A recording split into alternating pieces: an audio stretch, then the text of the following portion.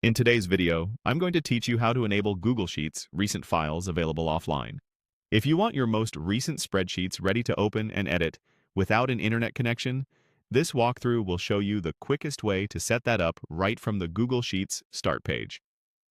Begin by opening your web browser and going to Google. Make sure you're signed in to your Google account on this device, since offline access is tied to the account you're using.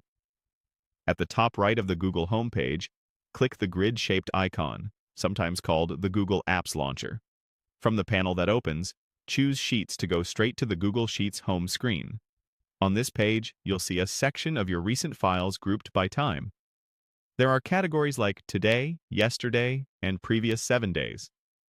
This is a convenient snapshot of what you've been working on lately, so you can quickly enable offline access for the files you actually need on the go.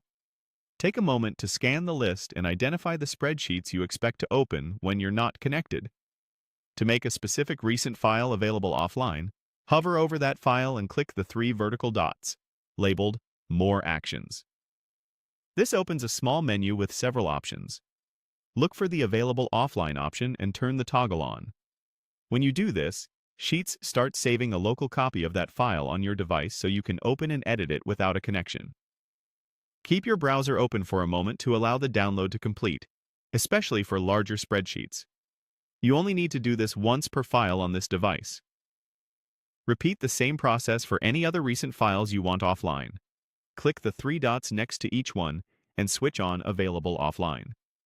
It's a good idea to prioritize the files you use most often, since storing many large spreadsheets can take up device space. Remember that this setting is per device and per account. So if you use multiple computers, you'll need to enable it on each one where you want offline access. A few quick tips as you finish up. You'll need an internet connection the first time you toggle a file to offline so it can download.